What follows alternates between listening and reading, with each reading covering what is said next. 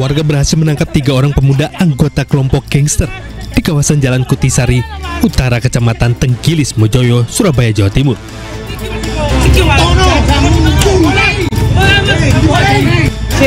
Ketiga anggota gangster ini ditangkap karena dalam kondisi mabuk, berbuat onar dan mengancam warga sambil mengayunkan sebilah pisau. Usai ditangkap, warga langsung menghakimi ketiga anggota gangster tersebut. Nyawa ketiga pelaku berhasil diselamatkan polisi yang datang ke lokasi kejadian. Melihat luka ketiganya yang cukup parah, polisi membawa mereka ke Rumah Sakit Bayangkara Polda Jawa Timur untuk mendapatkan penanganan medis. Jadi ketiga pemuda tersebut sedang ditemukan sedang mengitari wilayah Kutisari tersebut, dan ada yang melihat sambil mengacung-acungkan senjata tajam. Kondisinya waktu itu mabuk atau seperti apa? Betul, warga yang menemukan ketiga pemuda tersebut dalam keadaan dipengaruhi mabuk. Dari tangan ketiganya polisi menyita sebilah pisau sebagai barang bukti, dan saat ini ketiga pelaku masih menjalani pemeriksaan intensif di Mapolsek Tenggilis, Mojoyo. Dari Surabaya, Jawa Timur, Yuda Prawira, iNews melaporkan.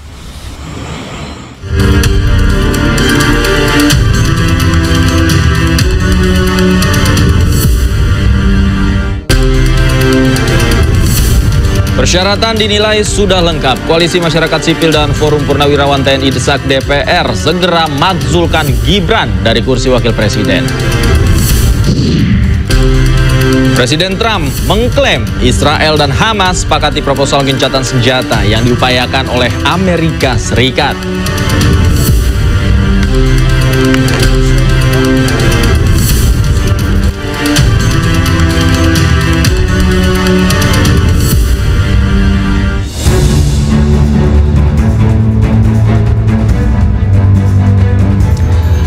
Halo, selamat malam pemirsa, selamat datang di iNewsroom bersama saya Davi Pratama. Pemirsa, kami akan membahas berita utama secara mendalam, komprehensif, dan tentunya eksklusif. Sebagai pembuka iNewsroom kali ini kami memiliki informasi desakan pemakzulan Gibran Rakabuming Raka sebagai Wakil Presiden kembali disuarakan.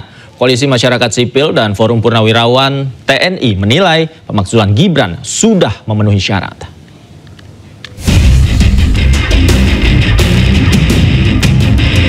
Sejumlah tokoh yang tergabung dalam Koalisi Masyarakat Sipil dan Forum Purnawirawan TNI kembali menyuarakan desakan pemakzulan Gibran Rakabuming Raka sebagai Wakil Presiden. Mereka mendesak pihak DPR untuk tidak diam dan segera merespons surat pemakzulan Gibran yang mereka ajukan karena menganggap pemakzulan Gibran sudah memenuhi syarat. Kalau 6 itu yang disebut secara nyata ya satu, dia sudah melakukan hal-hal yang sangat memalukan atau dalam bahasa hukumnya itu disebut hal-hal tercela. Kedua, dia melakukan korupsi meskipun belum terbukti dibuktikan. Tapi kalau kita lihat, kita dengar bahwa segala hal yang disampaikan rasanya nggak terbantahkan itu. Dan selanjutnya yang ketiga bahwa tidak lagi memenuhi syarat sebagai Wakil Presiden. Itu disebut nyata di dalam pasal 7A Undang-Undang Dasar 45. Jadi kalau dari aspek Sebelumnya, Wakil Ketua DPR Supmi Dasko Ahmad menekankan bahwa tindak lanjut surat usulan pemakzulan Gibran harus dilakukan secara berhati-hati oleh pimpinan DPR.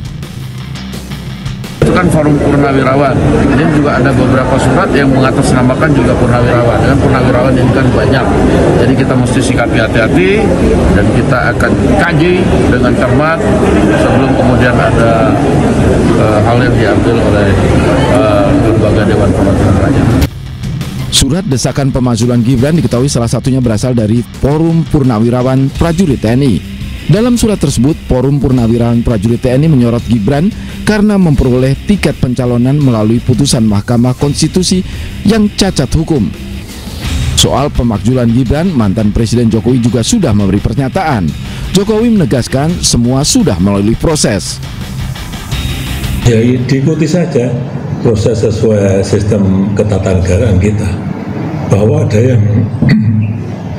yang menyurati seperti itu dinamika demokrasi kita. biasa saja, biasa. Dinamika demokrasi kan ya seperti itu. Jokowi menjelaskan prosedur pemakzulan kepala negara harus melalui Majelis Permusyawaratan Rakyat, lalu ke Mahkamah Konstitusi dan kembali ke MPR. Tim Liputan iNews melaporkan.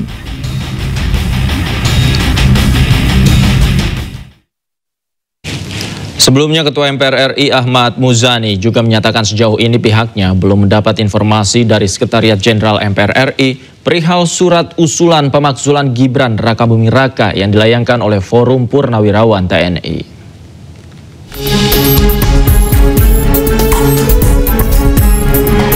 Sejumlah tokoh yang tergabung dalam koalisi masyarakat sipil dan Forum Purnawirawan TNI kembali menyuarakan desakan pemakzulan Gibran Rakabuming Raka sebagai wakil presiden.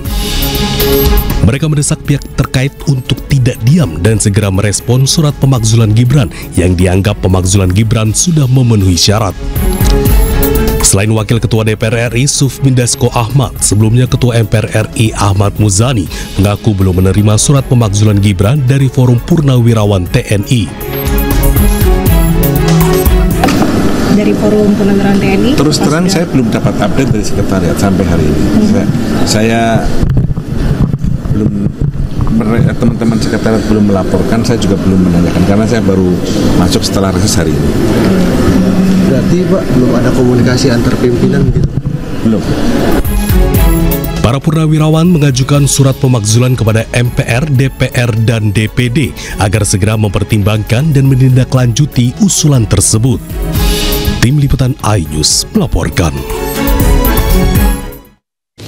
Pemirsa, suasana rapat kerja antara Komisi 10 Dewan Perwakilan Rakyat Indonesia bersama Menteri Kebudayaan Fadlizon berubah haru dan penuh emosional saat membahas kasus pemerkosaan Mei 1998. Soal pemerkosaan, mungkin sebaiknya nggak perlu di forum ini, Pak. Karena saya pas kejadian itu juga ada di Jakarta. Wakil Ketua Komisi 10 DPR RI, fraksi PDI Perjuangan, Mai Esti Wijayati berkaca-kaca kala mendengar penjelasan Menteri Kebudayaan Fadlizon terkait kasus pemerkosaan Mei 1998. Fadlizon mengklaim tak pernah menyangkal adanya pemerkosaan, tetapi menurutnya pemerkosaan massal sulit dibuktikan. Menurut Fadlizon, tragedi itu sulit diakui secara hukum tanpa adanya putusan atau hukum pengadilan. Sementara itu, Esti menilai Fadlizon tidak memiliki kepekaan terhadap permasalahan tersebut. Bahkan, pernyataan Fadlizon hanya akan semakin membuat luka terhadap para korban. Apa yang terjadi pada saat itu, pemerintah Jepang menerima Kerusuhan Mei itu kan suatu kerusuhan yang telah menimbulkan banyak korban. Korban jiwa, korban harta, termasuk perkosaan, ya. Nah, dan juga kita mengutuk, saya termasuk di dalam penjelasan karena itu sebenarnya saya bukan urusan soal penulisan sejarah, itu adalah pendapat saya pribadi soal itu, soal massal itu, diksi massal. Iya, gimana, Bu? Semakin Pak Fadlizon ini bicara, kenapa semakin sakit ya? Soal pemerkosaan, mungkin sebaiknya nggak perlu di forum ini, Pak. Karena saya pas kejadian itu juga ada di Jakarta, sehingga saya tidak bisa pulang beberapa hari. Tetapi ini semakin menunjukkan Pak Fadlizon tidak punya kepekaan terhadap persoalan yang dihadapi korban perkosaan. Sehingga menurut saya penjelasan Bapak yang sangat berteori seperti ini, dengan mengatakan Bapak juga aktivis pada saat itu juga justru akan semakin membuat luka dalam. Singkat saja, Pak. Jadi intinya, memang peristiwa itu terjadi. Persoalan kemudian ada beberapa catatan yang Bapak berikan tadi. Mari. Terjadi, Bu. Saya mengakui. Iya. Itu saya yang mengakui. Kemudian Bapak seolah-olah mengatakan bahwa saya mengakui. Saya dalam penjelasan saya mengakui. Sementara itu, Koalisi Masyarakat Sipil Melawan Impunitas menginterupsi rapat kerja Komisi 10 Dewan Perwakilan Rakyat bersama Menteri Kebudayaan Fadlizon. Tuntaskan kasus pelanggaran. Masa aksi memprotes proyek penulisan ulang sejarah yang digarap Kementerian Kebudayaan Republik Indonesia. Dengarkan suara korban. Amankan. Pandai kalau tidak baru. cukup. kita telah bicara dengan Kementerian Keuangan, pagu indikatif yang diberikan kepada semua KL. Sebelumnya, masa aksi mengikuti rapat kerja yang berlangsung terbuka sejak pukul 10 pagi dari balkon atas. Setelah masing-masing fraksi memberikan tanggapan atas pemaparan Fadlizon, masa pun membentangkan spanduk bertuliskan tuntaskan kasus pelanggaran HAM berat dan meneriakkan hentikan pemutihan sejarah. Interupsi tersebut berlangsung singkat karena Wakil Ketua Komisi 10 lalu Hardian Irvani meminta masa aksi kembali duduk dan memanggil petugas keamanan.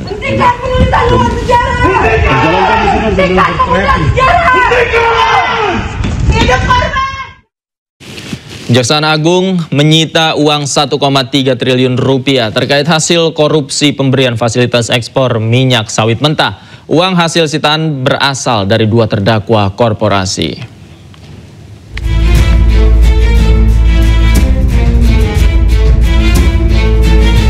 Kejagung menyita uang berjumlah 1,3 triliun rupiah terkait kasus korupsi pemberian fasilitas ekspor crude palm oil atau minyak sawit mentah.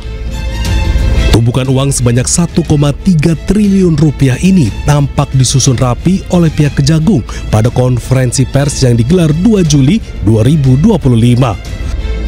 Uang hasil sitaan 1,3 triliun rupiah ini berasal dari 2 terdakwa korporasi yakni Musimas Group dan Permata Hijau Group. Total terdakwa korporasi dari 2 grup itu ada 12 perusahaan. Terdiri dari 7 perusahaan dari grup Musimas dan 5 perusahaan dari grup Permata Hijau. Kemudian setelah mendapatkan penetapan izin penyitaan dari Pengadilan Negeri Jakarta Pusat, Jaksa Penuntut Umum melakukan penyitaan terhadap seluruh uang yang dititipkan sebesar tersebut, yaitu 1.335.735.527 rupiah 5 sen untuk kepentingan pemeriksaan pada tingkat kasasi dengan mendasarkan ketentuan pasal 39 ayat 1 huruf A. Sebelumnya, Kejagung juga telah menyita uang 11 triliun rupiah dari terdakwa korporasi lain, yakni Wilmar Group. Penyitaan uang 11,8 triliun dan 1,3 triliun itu kemudian dimasukkan ke dalam memori kasasi yang sedang diajukan Kejaksaan Agung. Dari Jakarta, Amrina Rida, Seto Pratomo, Muhammad Zulkarnain, iNews melaporkan. Penyidik Komisi Pemberantasan Korupsi bongkar paksa rumah Kepala Dinas PUPR Sumatera Utara Topan Ginting yang menjadi tersangka korupsi proyek pembangunan jalan. Sebelumnya penggeledahan rumah tersangka sempat terhambat lantaran gerbang dan pintu rumah terkunci.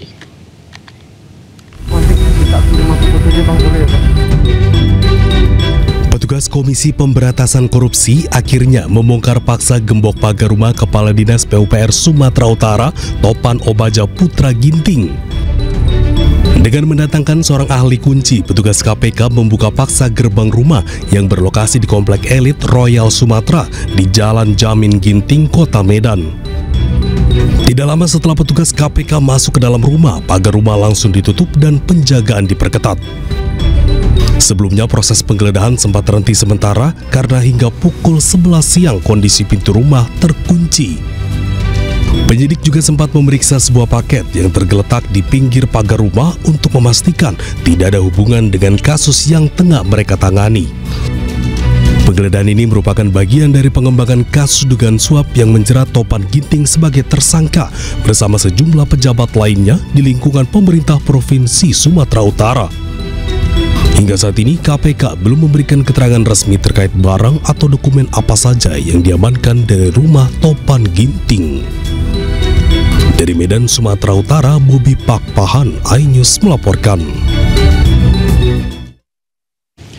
Pemirsa, pemerintah melalui Kementerian Perhubungan berencana menaikkan tarif ojek online 8 hingga 15%. Kementerian Perhubungan mengklaim kenaikan tersebut telah disepakati dan akan segera diterapkan.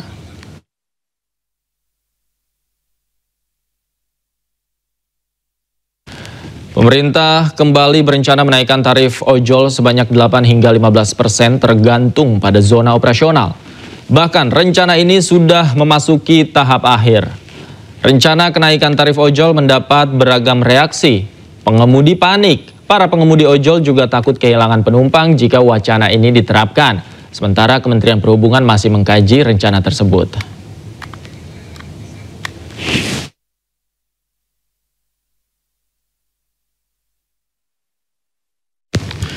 Roy Suryo siap hadir bersama tim pembela ulama dan aktivis dalam gelar perkara khusus ijazah Presiden ke-7 Joko Widodo. iNewsroom segera kembali.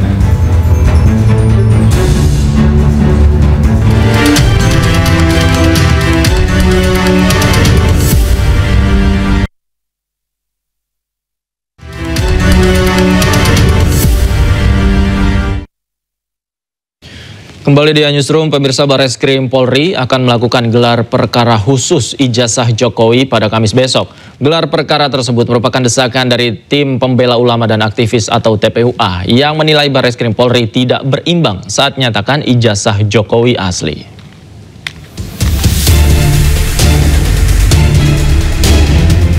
Pakar telematika Roy Suryo mengungkap Barreskrim Polri akan melakukan gelar perkara khusus ijazah Jokowi pada Kamis 3 Juli 2025.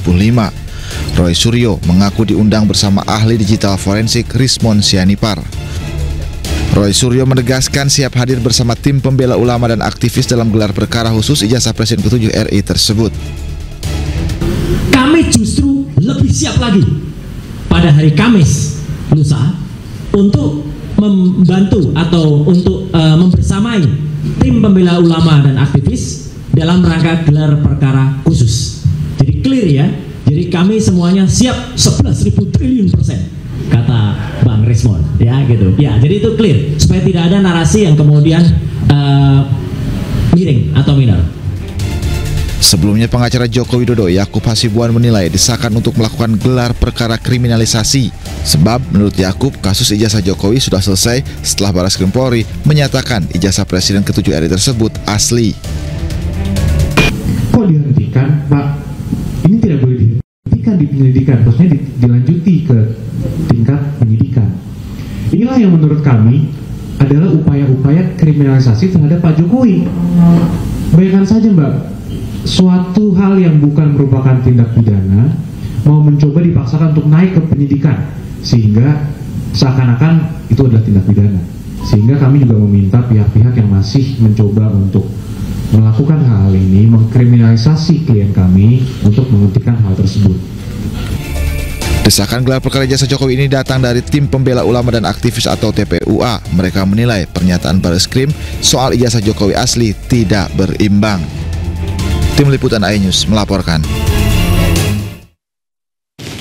Barreskrim Polri berencana melakukan gelar perkara khusus ijazah Jokowi besok. Gelar perkara ini adalah desakan dari tim pembela ulama dan aktivis yang menilai Barreskrim tidak berimbang saat nyatakan keaslian ijazah Jokowi. Dan untuk membahasnya sudah bergabung bersama kami Petrus Celestinus, tim advokat Roy Suryo CS, serta Irjen Pol Purnawirawan Arianto Sutadi, penasihat ahli Kapolri. Selamat malam Pak Arianto. Bang Petrus, apa kabar? Kabar baik. Selamat malam Pak Davi. Selamat malam Pak Petrus. Selamat malam Pak Arianto. Selamat malam. Saya ke Pak Petrus terlebih dahulu. Pak Petrus, untuk gelar perkara khusus besok apa saja yang sudah dipersiapkan? Iya, pertama kita menyampaikan apresiasi terhadap sebuah sikap yang sangat, menurut saya sangat moderat yang diperlihatkan oleh Barreskrim Polri, karena setelah perkara dinyatakan ditutup penyelidikannya, dihentikan, tetapi Barreskrim kemudian membuka diri untuk mengakomodir informasi-informasi yang berkembang di tengah masyarakat, terutama beberapa temuan yang dihasilkan oleh Mas Roy Suryo, Dr. Rismon Sianipar dan kawan-kawan. Jadi saya pikir ini hal yang sangat baik dan Mas Roy Suryo, Dr. Rismon siap untuk hadir dan bisa memberikan kontribusi kepada penyelidik Barreskrim Polri untuk mengungkap perkara ini sehingga jelas dan terang bagi kita semua. Oke. Saya kira itu. Oke, apa saja yang Anda harapkan untuk diperlihatkan mungkin pada saat gelar perkara khusus besok, Pak? Iya, dengan adanya gelar yang dilakukan besok setelah perkara dinyatakan dihentikan, kita berharap dari informasi yang akan diperoleh besok di dalam gelar itu, Mabes Polri bisa membuka kembali penyelidikan perkara ini. Itulah harapan kita. Karena bagaimanapun ini harus dibuktikan secara terbuka, akuntabel, supaya semua pihak bisa terima. Karena kemarin jelas apa yang dilakukan oleh Bareskrim itu menurut kami terlalu tergesa-gesa sehingga masyarakat menjadi curiga. Karena perkara ini kan bukan perkara kecil, tapi perkara besar, menyangkut seorang mantan presiden 10 tahun berkuasa, lalu masyarakat melihat seperti penyidik ini lebih mengutamakan kepentingan Jokowi ketimbang kepentingan masyarakat untuk mengetahui apa sebenarnya yang terjadi. Oke. Saya kira itu. Oke, saya ke Pak Arianto. Pak Arianto, sebenarnya perkara ini kan sudah dihentikan, namun karena ada desakan, mungkin dikatakan desakan atau permintaan, katakanlah begitu, kemudian dibuka kembali untuk kesempatan gelar perkara khusus. Anda melihat ini seperti apa, Pak Arianto? Saya yang jelas nomor satu saya lega ya Pak ya, karena kejadiannya ternyata persis seperti yang saya prediksi dari dulu. Pertama kali dulu kan saya sudah memprediksi ya, ini pasti jalannya akan begini, Bareskrim akan menyelidiki, kemudian hasil daripada penyelidikan itu apa, nanti dipakai untuk penyidikan yang ada di Polda Metro. Hanya dulu kan saya pernah menyarankan kepada Dirpidum waktu itu, Dek, kalau Anda mau menghentikan di penyelidikan ini, sebaiknya Anda gelar, karena ini kasus ini atensinya sangat tinggi. Itu tiba-tiba kan nggak sampai seminggu tiba-tiba langsung dihentikan, itu saya kaget juga, tapi pasti ini akan menuai badai, betul juga kan, banyak ini itu. Nah ini saya lega karena apa, ternyata Bapak Kapolri juga kemarin juga menegaskan kan, ini akan kita laksanakan secara terbuka dan akan melibatkan pihak luar. Saya lega karena ternyata saran saya diterima kan gitu kan. Nah, tapi waktu itu saya masih ragu juga apakah mau nggak Bareskrim mengundang kembali, karena menurut saya yang namanya gelar kayak gini ini bisa dilakukan juga di Polda Metro nanti gitu. Tapi ternyata Bareskrim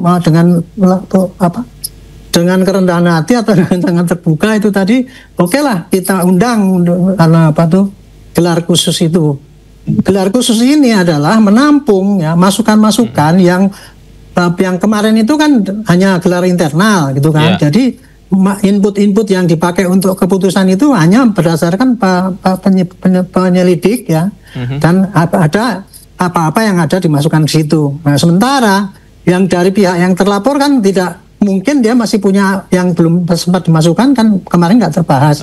Nah melalui gelar besok ini memberi kesempatan kan dari pihak yang nggak terima ini untuk menyampaikan bukti-bukti baru, apa kan informasi baru, silakan saja. Nah nanti tinggal nanti penyidik Bareskrim itu akan menentukan apakah mau dihentikan di penyelidikannya atau mau diteruskan, itu saya tidak tahu. Tapi yang jelas besok kesempatan baik untuk mendapatkan semua pihak itu menyampaikan bukti-bukti sehingga mengambil keputusannya itu betul-betul transparan dan berimbang gitu. Kira-kira gitu ya. Pak Arianto, ini mohon maaf ya harus saya tanyakan ini. Mungkin masyarakat juga penasaran. Mungkin nggak jika di dalam gelar perkara khusus besok ada permintaan misalnya dari pihak Pak Petrus untuk memperlihatkan ijazah Pak Jokowi yang asli dan lain sebagainya, apakah itu dimungkinkan untuk diakomodir oleh Bareskrim? Kalau saya pribadi ya, saya sebagai mantan penyidik, kalau saja diminta gitu, kalau yang namanya gelar itu kan hampir sama dengan press release. Taruhlah kalau kita press release pernah ke begal misalnya gitu, kan yang kita press release kan di situ kan ada bukti goloknya ada di situ, kemudian saksi-saksinya juga ada di situ kan gitu. Nah besok seandainya tergantung daripada sikap daripada Bareskrim kembali menurut saya, apakah dia mau memperlihatkan ijazah yang sudah disita atau kemudian sekarang masih dipinjam pakaikan atau apa, saya tidak tahu ya. Tetapi yang jelas besok pasti dari pihak yang ini akan minta itu ditunjukkan kembali kan. Nah untuk keputusan itu menunjukkan apa tidak, saya tidak bisa menentukan itu. Nanti kalau saya ngomong sini sangkanya saya mendikte nanti repot, nanti saya kejar-kejar lagi saya. Sangkanya saya belain sana belain sini gitu. Saya hanya menerangkan apa adanya aja Pak gitu. Iya. Pak Petrus, fakta baru apa saja yang sudah ditemukan dan besok rencananya apa? Boleh di-spill yang akan disampaikan kepada Bareskrim? Ya besok itu bagi Mas Roy dan Pak Rismon Syanipar, mereka sudah siap untuk menjawab dan menjelaskan apa yang diminta oleh penyelidik. Jadi kita belum tahu apa saja yang diminta, tapi mereka sudah siap secara lengkap. Kalau diberi kesempatan yang seluas-luasnya, mereka akan paparkan. Oke, Pak Petrus, tapi setahu Anda permintaan untuk menunjukkan barangkali ijazah asli Pak Jokowi itu sempat dikomunikasikan? Anda sempat tahu permintaan itu ada? Ya, walaupun tidak dikomunikasikan, tetapi saya yakin permintaan ke pihak penyelidik supaya tunjukkan ijazah asli Jokowi itu pasti. Karena itu menjadi pokok masalah.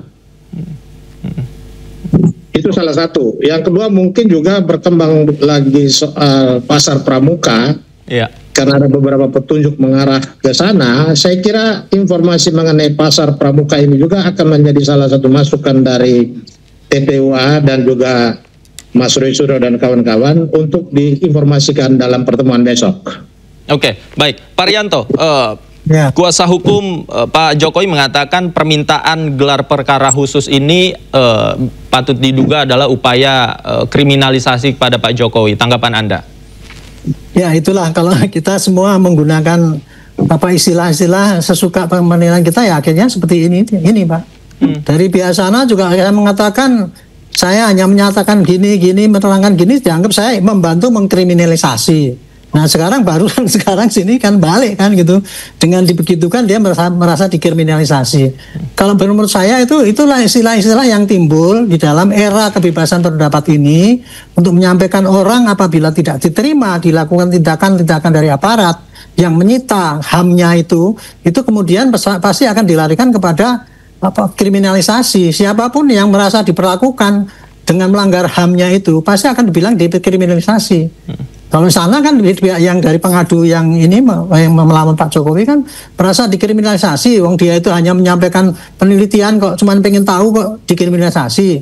Nah sekarang Pak yang sini kan mengatakan juga, Pak Jokowi kan punya hak untuk tidak menunjukkan ijazahnya, atau kalau dipaksa-paksa itu kan namanya dikriminalisasi. Nah, itu kan istilah-istilah yang timbul sekarang ini Pak gitu. Jadi mudah-mudahan ini juga tidak membingungkan masyarakat ya, karena itu memang risiko daripada kebebasan berpendapat itu. Semua orang boleh mengatakan apapun yang disampaikan sepanjang itu tidak menyinggung ataupun menghina ataupun kemudian mengakibatkan orang itu dibenci dan sebagainya itu. Ukurannya sebenarnya pada itu Pak. Kita ngomong-ngomong di tempat publik ini gitu. Oke, baik. Kita tunggu nanti besok seperti apa gelar perkara khususnya berjalan. Terima kasih Pak Rianto tadi. Pak Petrus juga terima kasih banyak sudah bergabung bersama kami di iNewsroom. Selamat malam Bapak-Bapak. Sehat selalu. Selamat malam. Terima kasih Pak Rianto. Sampai jumpa. Pemirsa, Presiden ke-7 Republik Indonesia kembali tak hadir dalam acara kenegaraan. Setelah tak hadiri peringatan Hari Pancasila pada 1 Juni lalu, kini Jokowi absen di HUT Bayangkara ke-79 yang digelar di Monas, Jakarta.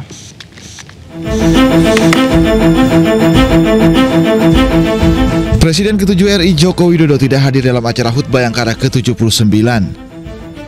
Acara yang digelar di Monumen Nasional Jakarta pada 1 Juli 2025 ini dihadiri oleh sejumlah tokoh negeri, termasuk salah satunya Presiden ke-6 RI Susilo Bambang Yudhoyono. Ajudan Presiden Joko Widodo, Kompol Sarif Muhammad Fitriansah membenarkan ketidakhadiran Presiden ke-7 RI di acara HUT Bayangkara ke-79. Sebelumnya pada 26 Juni 2025 lalu, Jokowi sempat bertemu awak media dan berpamitan untuk libur bersama cucu. Kondisi secara umum seperti apa Pak? Ya baik-baik saja. Baik-baik saja, tapi masih dalam sedikit pemulihan. Dalam rangka liburan ya Pak? Gimana? Dalam rangka liburan? Yang Berapa lama Pak? Berapa lama liburan Pak? Nggak tahu ini liburannya berapa lama Pak? Hari Pak. Terima kasih ya. Terima kasih Pak. Dayan. Monggo. Diketahui sebelumnya Joko Widodo sakit usai pulang dari Vatikan. Menurut Kompol Sarif, Jokowi mengalami alergi kulit dan menimbulkan peradangan. Sarif juga menyebut meski ada perubahan di fisik, Jokowi dalam keadaan sehat. Tim Liputan iNews melaporkan. Pemerintah Israel kembali mengeluarkan peringatan keras kepada Hamas apabila menolak menyepakati proposal gencatan senjata dan pertukaran tawanan. Israel ancam wilayah Gaza berubah jadi debu. Kami segera kembali.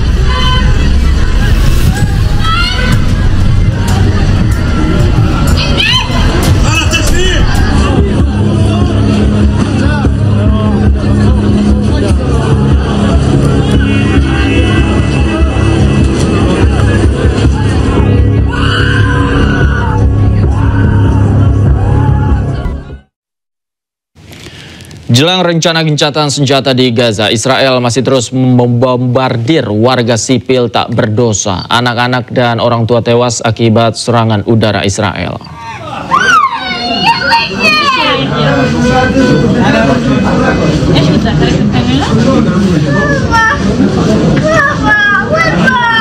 Seorang anak hanya bisa menangis saat dibawa ke unit gawat darurat sebuah rumah sakit di jalur Gaza, Palestina. Serangan yang dilakukan Israel membuatnya terluka parah. Saat mendapat pertolongan dari petugas medis, anak ini hanya bisa menangis memanggil ayahnya sambil teriak lapar dan hanya ingin makan.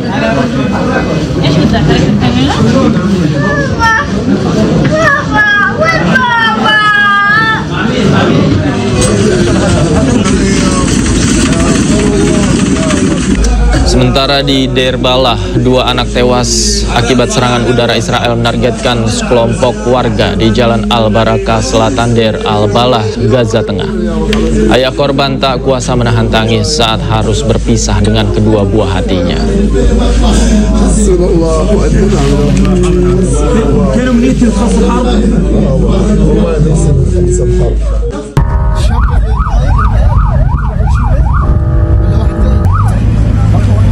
Selain itu, serangan udara Israel juga menyasar tenda-tenda pengungsian di Al-Mawasi, Khan Yunis, Gaza Selatan.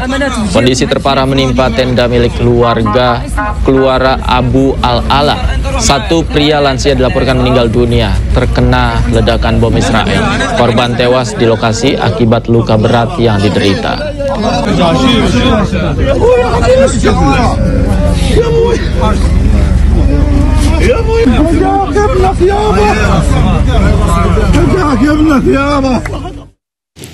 Presiden Amerika Serikat Donald Trump mengumumkan Israel sudah menyepakati proposal gencatan senjata dengan Hamas yang ditawarkan Amerika Serikat. Gencatan senjata rencananya berlangsung 60 hari. Melalui akun sosial medianya, Donald Trump menyebut bahwa Israel telah menyetujui proposal gencatan senjata yang ditawarkan Amerika Serikat.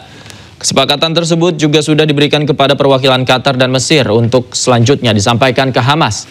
Trump meminta Hamas menerima proposal gencatan senjata selama 60 hari di Gaza untuk meredam agresi Israel. Jika Hamas menolak, Trump juga mengatakan bahwa semuanya akan menjadi lebih buruk.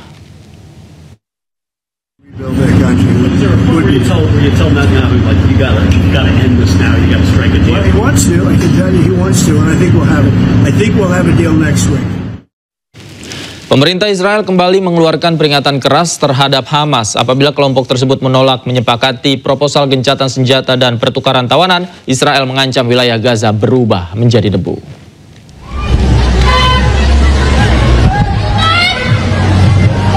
Pejabat Israel memperingatkan Hamas operasi militer di Gaza akan ditingkatkan jika negosiasi gencatan senjata dan kesepakatan pembebasan sandera tidak segera berlanjut. Apabila kelompok tersebut menolak menyepakati proposal gencatan senjata dan pertukaran tawanan, Israel mengancam wilayah Gaza berubah menjadi debu. Sementara Israel memerintahkan penduduk sipil di daerah-daerah tambahan kota Gaza mengungsi ke wilayah selatan, yang menandakan persiapan untuk kemungkinan perluasan serangan darat tentara. Amerika Serikat mendorong gencatan senjata selama 60 hari antara Israel dan Hamas. Sebelumnya, Hamas telah meminta jaminan untuk gencatan senjata agar mengakhiri perang Israel dan penarikan semua pasukan Israel dari Gaza. Namun Israel menolak memberikan komitmen tersebut. Selain itu, Hamas mengeluarkan usulan balasan yang meminta agar negosiasi gencatan senjata dan agar pemerintah Trump menjamin perundingan untuk mencapai penyelesaian akhir perang.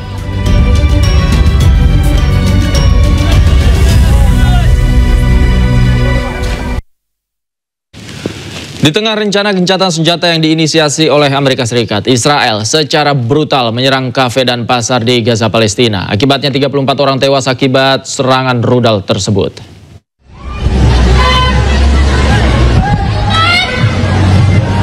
Serangan mematikan menghantam kafe Al-Baqa, sebuah kafe di pinggir pantai Gaza pada Senin waktu setempat. Pasca serangan, nampak asap tebal mengepul tinggi, sementara warga berlarian berupaya menyelamatkan diri. Akibat serangan ini, kafe yang sedang dipenuhi wanita, anak-anak, dan wartawan porak-poranda. Total 34 orang meninggal dunia dan 50 orang terluka parah. Salah satu korban tewas adalah jurnalis Ismail Abu Hatab. Diketahui, Cafe Al-Baka kerap dikunjungi oleh wartawan dan pelajar untuk mengakses internet dan mengisi daya ponsel.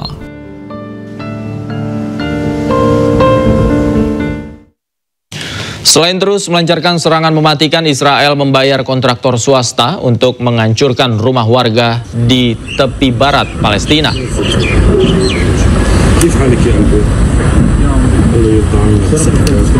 Militer Israel dilaporkan membayar kontraktor merobohkan rumah-rumah warga, salah satunya di Camp Jenin, kamp pengungsian Palestina di tepi barat.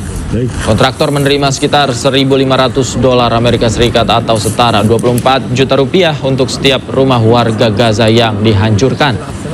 Lokasi penghancuran rumah ini dekat dengan titik-titik distribusi bantuan, tempat warga Palestina mencari bantuan dengan putus asa. Rumah warga Palestina terus dihancurkan, bahkan jika itu berarti warga Gaza terbunuh.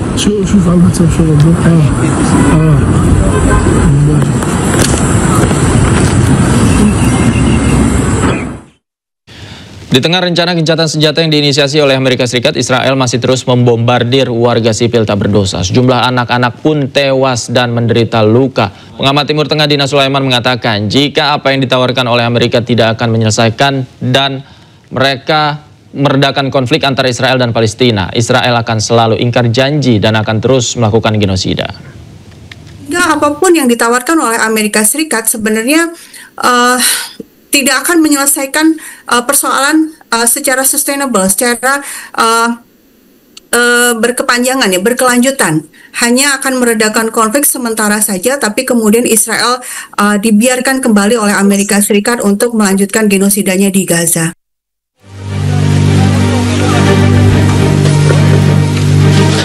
Bangunan dan permukiman Israel mengalami kerusakan akibat menyerang Iran, dan tanpa diduga Iran membalasnya dengan serangan yang lebih besar. Usai gencatan senjata diumumkan, Badan Pajak Israel mencatat 39 klaim ganti rugi dari para pemukim di Israel. Ada lebih dari ribuan klaim atas kerusakan bangunan dan sekitar 3.000 klaim atas kerusakan kendaraan, serta 5.000 lebih klaim atas kerusakan barang milik pemukim Israel. Israel diperkirakan mengalami kerugian total $20 miliar Amerika Serikat atau lebih dari 325 triliun rupiah akibat perang 12 hari melawan Irak. Angka itu termasuk kerugian langsung sebesar $12 miliar atau lebih dari 190 triliun rupiah. Media lokal Israel, Yediot Asaronot, menyebut pengeluaran Israel dalam perang sejauh ini sudah mencapai sekitar 20 miliar shekel atau sekitar 6, miliar dolar.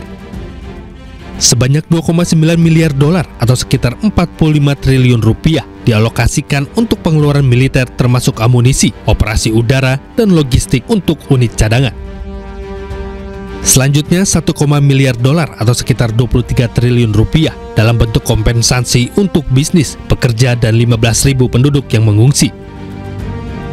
1, miliar dolar lainnya berupa kerusakan bangunan dan infrastruktur yang ditimbulkan oleh serangan rudal Irak.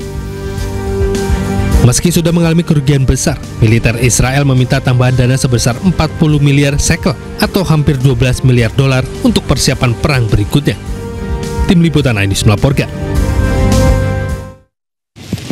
Presiden Iran Masoud Pezeshkian secara resmi menangguhkan kerjasama dengan Badan Nuklir PBB atau IAEA. Keputusan ini diambil imbas Badan Nuklir PBB yang berpihak pada negara-negara Barat dan memberikan pembenaran atas serangan udara Israel. Dan informasi yang akan hadir ini sekaligus menutup jumpa kita di iNewsroom malam hari ini. Temukan informasi-informasi terbaru lainnya di www.inews.id. Cuplikan tayangan berita iNews juga dapat Anda saksikan di kanal YouTube @officialinews. Akhirnya mewakili kerabat kerja yang bertugas, saya Davi Pratama pamit undur diri. Terima kasih. Selamat malam. Sampai jumpa.